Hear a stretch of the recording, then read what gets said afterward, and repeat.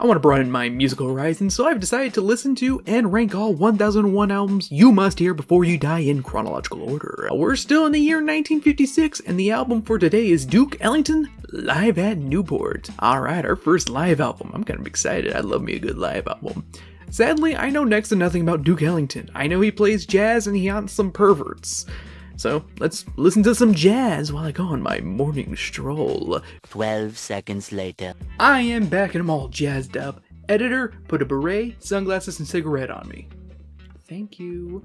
I'm a newbie when it comes to jazz. I'm mostly familiar with the heavy hitters like Miles Davis, Louis Armstrong, and, Billie Holiday. This album was a warm welcome for me, though. It's got some stellar moments. Speaking of moments, let's drop some.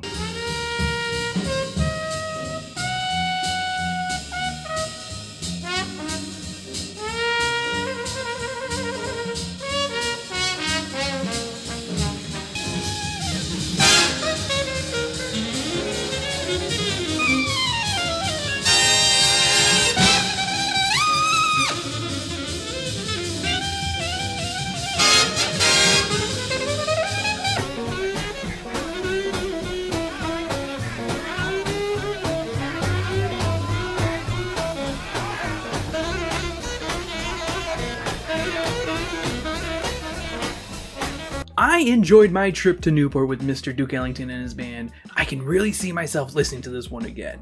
The arrangements are spectacular and the overall sound is impressive, and I love hearing the crowd and performers in the background getting into the music being like, yeah, wow!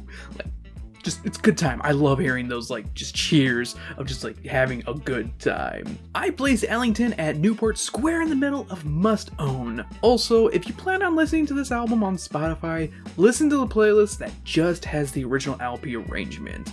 It cuts all the filler from the album that's on Spotify and is how I think you should hear it for the first time. How, it was originally released.